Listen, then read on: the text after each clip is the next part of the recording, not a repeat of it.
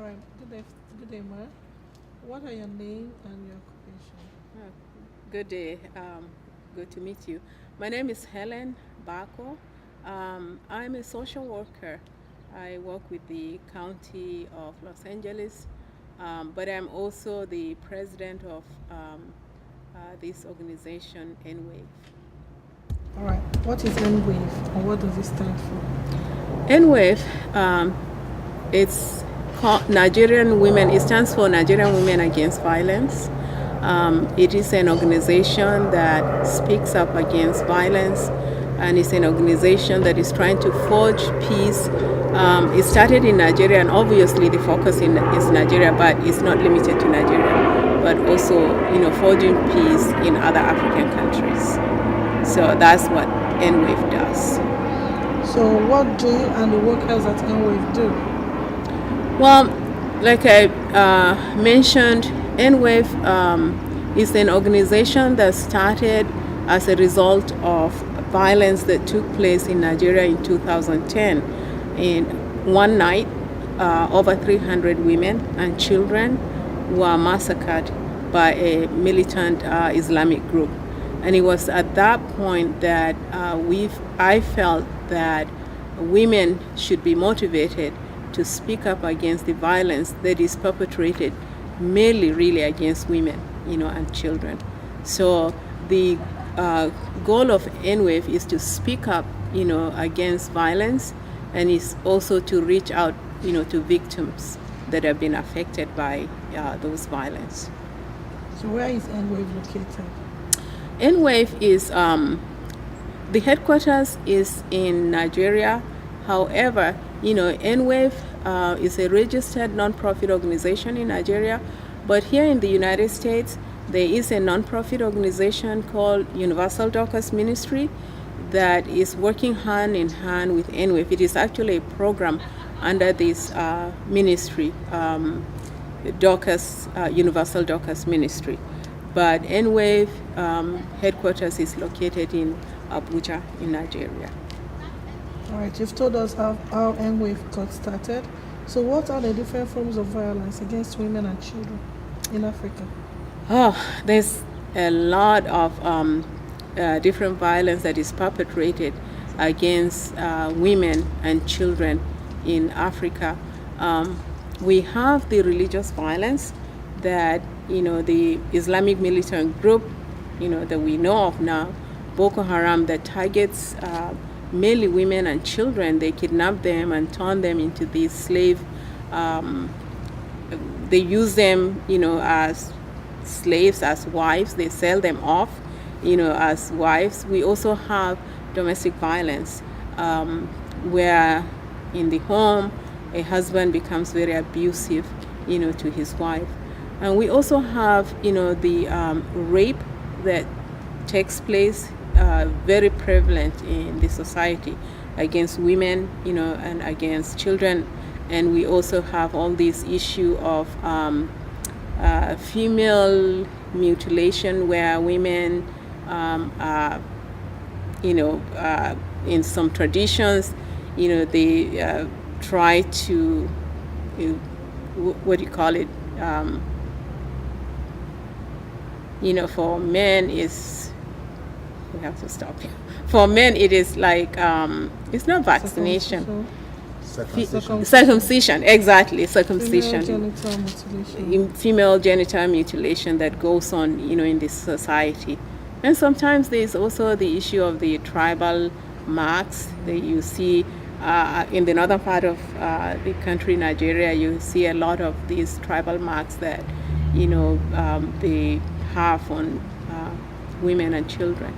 So those are the, various forms of violence that is perpetrated against women and children.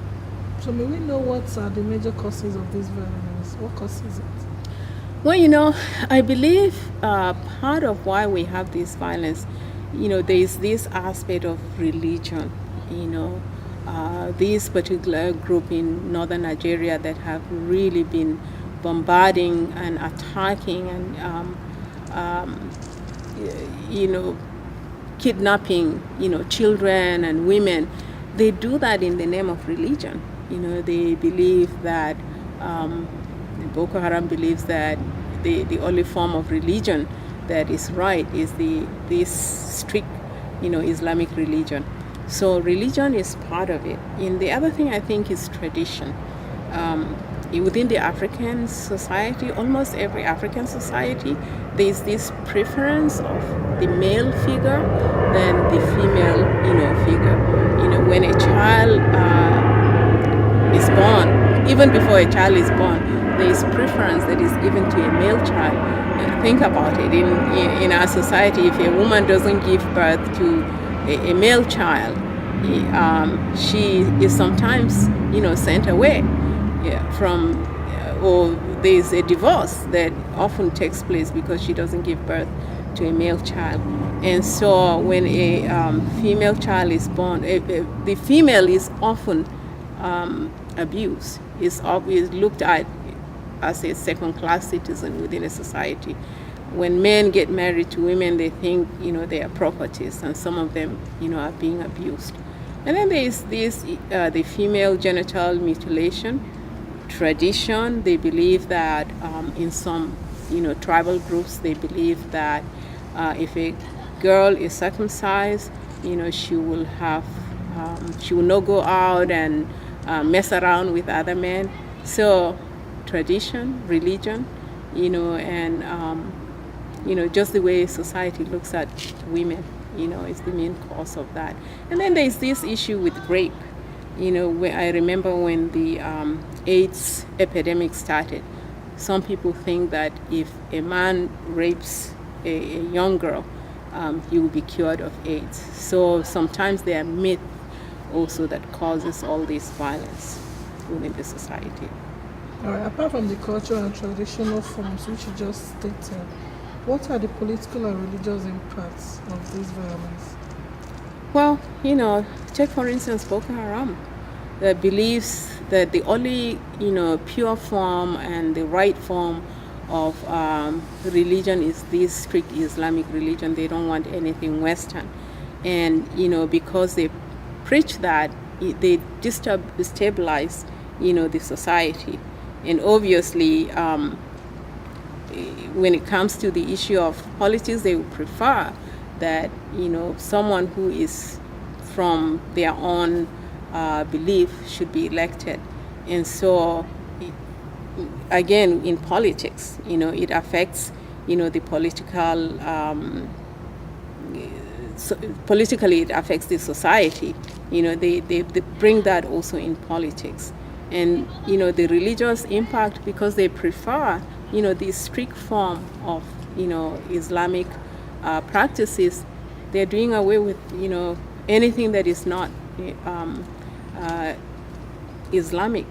Islamic also in their own prescription, because they are Muslims, that they also consider that to be moderate, not as strict as they are. So they try to get rid of, or they kill those Muslims as well, that do not ascribe to their own particular beliefs. So it destabilizes the society politically. Religiously, people tend to shy away. They are not wanting to practice their faith because it does affect them as well. Are there any economical impacts?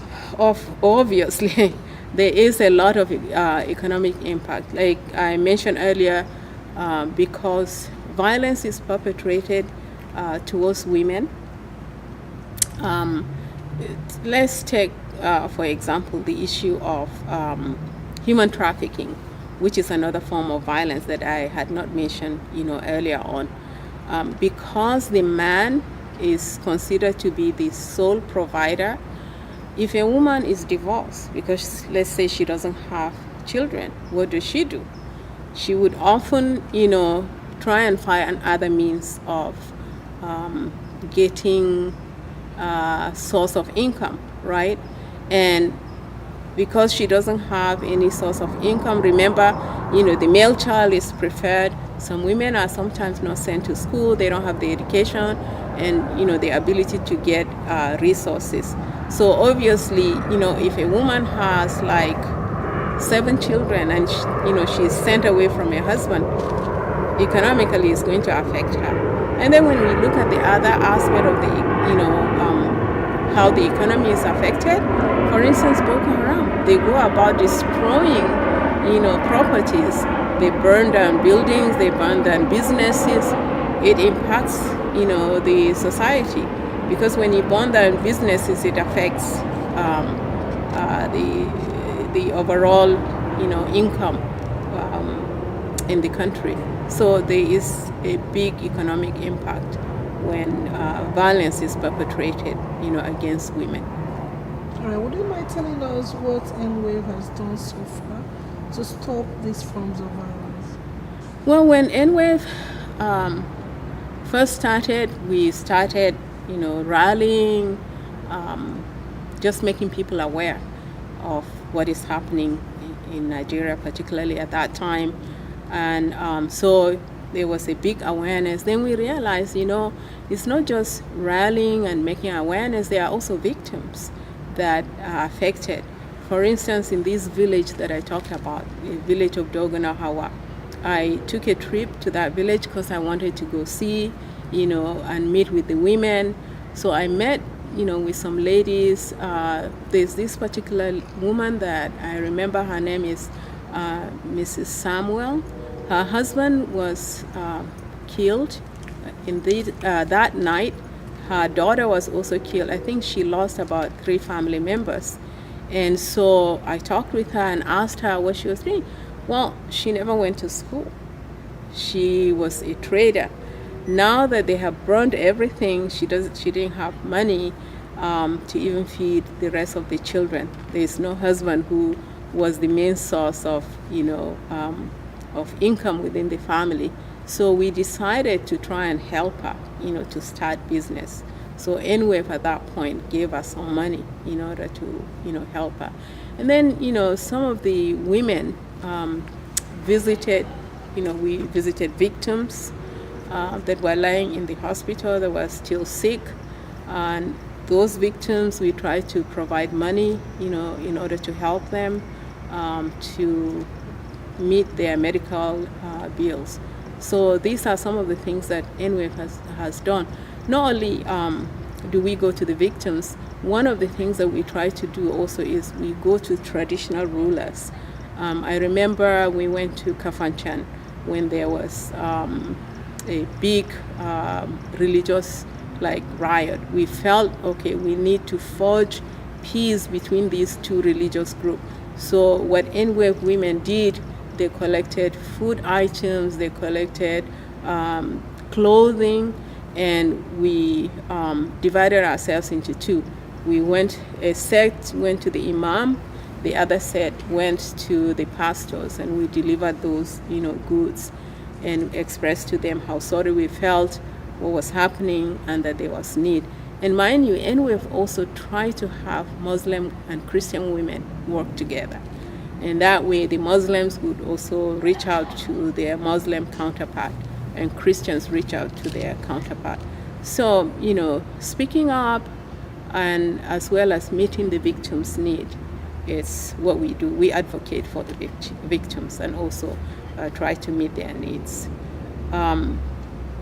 Right now, because of the Boko Haram bombardment in the villages, and farmers are unable to farm.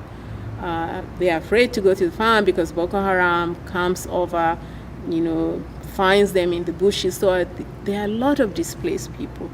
It is believed that we have over 700,000 displaced people in Nigeria. Some have crossed over to other countries, some have gone to other states.